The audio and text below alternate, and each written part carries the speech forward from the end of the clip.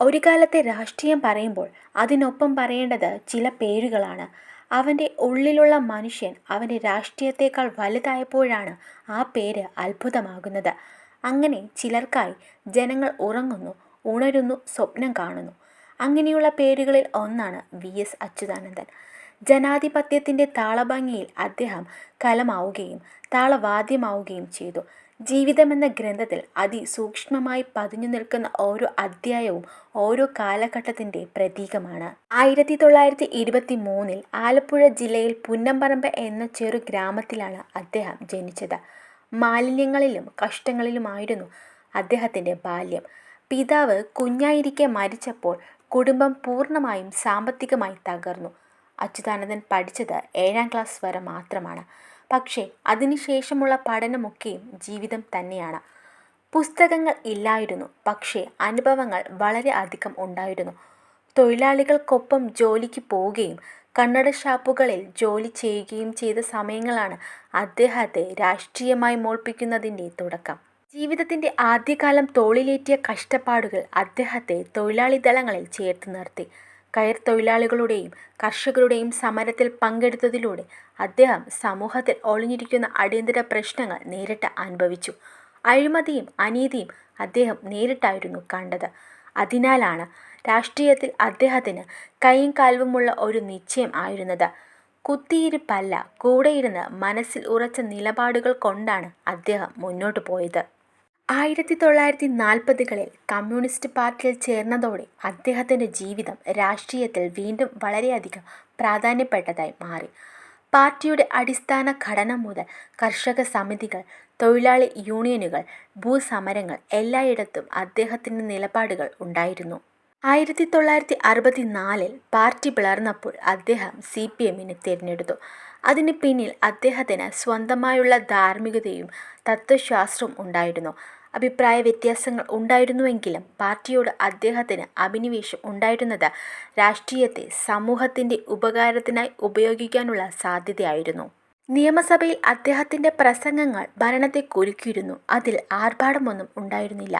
മറിച്ച് വിചാരണയിലേർപ്പെടുന്ന ഓരോ സ്വഭാവവും പോലും പ്രകാശിപ്പിക്കുന്ന സത്യസന്ധതയും തെളിവുകളും അവിടെ ഉണ്ടായിരുന്നു. അച്യുതാനന്ദൻ അധികാര തലങ്ങളിൽ നിന്ന് അന്ധമായ പിന്തുണ കിട്ടിയവരല്ല. പലപ്പോഴും പാർട്ടിക്കുള്ളിൽ തന്നെ അതൃപ്തിക്കുള്ള ഇടങ്ങൾ ഉണ്ടാകുകയും ചെയ്തു. പക്ഷേ ജനങ്ങളോടുള്ള അദ്ദേഹത്തിൻ്റെ സമീപനം ഒരിക്കലും മാറ്റപ്പെട്ടിട്ടില്ല. 2006 നിയമസഭാ തെരഞ്ഞെടുപ്പിൽ വലിയ ജനപിന്തുണയോടെ വി.എസ്. മുഖ്യമന്ത്രി ആയപ്പോൾ അദ്ദേഹത്തിന് 83 വയസ്സായിരുന്നു. ആ സ്ഥാനത്ത് അദ്ദേഹം തീർത്തത് ഭരണത്തിൻ്റെ ഓരോ അളവും മാനദണ്ഡവും പുതുക്കുന്ന ഒരു കാലഘട്ടമായിരുന്നു. അഴിമതിക്കെതിരെ, ഭൂമി കയ്യേറ്റത്തിനെതിരെ, പൊതുവിഭവങ്ങളുടെ കച്ചവടത്തിനെതിരെ അദ്ദേഹം ശക്തമായ നിലപാടുകൾ സ്വീകരിച്ചു. മുന്തിയ ഓഫീസുകളിൽ ഇരിക്കുന്നവർക്ക് പോലും ചോദ്യം ചെയ്യപ്പെടാമെന്ന് തെളിയിച്ചത് അദ്ദേഹം മാത്രമാണ്. അതുകൊണ്ടുതന്നെ മുഖ്യമന്ത്രി ആയി അദ്ദേഹം നിൽക്കുമ്പോഴും ജനങ്ങൾ അദ്ദേഹത്തെ ഒരു രാഷ്ട്രീയ നേതാവെന്നതിനേക്കാൾ ഉയർത്തിക്കണ്ടു, അത് ഒരു പ്രതിനിധി എന്ന നിലയിൽ. അദ്ദേഹത്തിൻ്റെ ഭരണകാലത്ത് എടുത്ത തീരുമാനങ്ങളിൽ ചിലത് രാഷ്ട്രീയമായി എതിർപ്പുകൾ നേരിട്ടെങ്കിലും അതിൻ്റെ ആന്തരിക നീതിയിലേത് പിടിച്ചു നിൽക്കാനായിരുന്നു അദ്ദേഹത്തിൻ്റെ ശ്രമം. മൂവാറ്റുപുഴയിലെ കയ്യേറ്റം പൊളിച്ചുപറിച്ചത്, വാഗമൺ, മലപ്പുറം, കണ്ണൂർ തുടങ്ങിയ ഇടങ്ങളിലെ ഭൂമിയുടെ നിയമാനുസൃത പരിരക്ഷണം തുടങ്ങിയവ അതിൻ്റെ ഉദാഹരണങ്ങളാണ്. രാഷ്ട്രീയത്തിൽ അവകാശപ്പെട്ടിരിക്കുന്നവർ അതിൻ്റെ ഉത്തരവാദിത്തം ഏറ്റെടുക്കേണ്ടതുണ്ടെന്ന് അദ്ദേഹത്തിൻ്റെ നിലപാടുകൾ തുടർച്ചയായി വ്യക്തമാക്കിയിരുന്നു.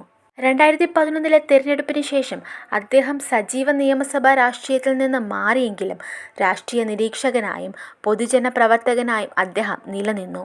ചിലപ്പോൾ സ്വന്തം പാർട്ടിയെയും തുറന്നു വിമർശിച്ച അദ്ദേഹം അർത്ഥമാനവുമായ രാഷ്ട്രീയം നിലനിൽക്കേണ്ടതിൻ്റെ ആവശ്യം നമുക്ക് ഓർമ്മിപ്പിച്ചു.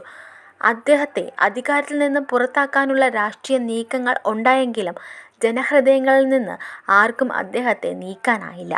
2025 101 വയസ്സിൽ വി.എസ്. അച്യുതാനന്ദൻ വിട പറഞ്ഞപ്പോൾ ഒരു രാഷ്ട്രീയ കാലഘട്ടം തീർന്നതായാണ് മലയാള മണ്ണ് അനുഭവിച്ചത്. അദ്ദേഹത്തെ അനുഭവിച്ച ഓരോ വ്യക്തിക്കും, രാഷ്ട്രീയത്തിലാകട്ടെ എതിർപ്പുള്ളവർക്ക് പോലും അദ്ദേഹം ഒരു അധികാര നിലപാടിനേക്കാൾ വലിയ ഒരൊളിമ്പായിരുന്നു. അത്രയും വലിയ ധൈര്യത്തോടെയും വ്യക്തിത്വത്തോടെയും ഒരു ജീവിതം നയിച്ച അദ്ദേഹത്തിൻ്റെ പാത ഇന്നത്തെ രാഷ്ട്രീയ തലമുറയ്ക്ക് ഒരു പാഠപുസ്തകമാണ്. അച്യുതാനന്ദൻ നമ്മോട് പറയുന്നത് അധികാരം എന്നത് ചുമതലയാണ്. അതിനുള്ളിൽ ഒരു ജനതയുടെ കഷ്ടപ്പാടുകൾക്കുള്ള മറുപടിയുണ്ട്. അനീതിക്ക് മുന്നിൽ നമുക്ക് ചെറുകാം, പക്ഷേ അതിനുവേണ്ടി നമുക്ക് സ്വന്തം കംഫർട്ട് നഷ്ടപ്പെടുത്താൻ തയ്യാറാവണം. അദ്ദേഹത്തിൻ്റെ ജീവിതം അതിൻ്റെ തെളിവാണ്.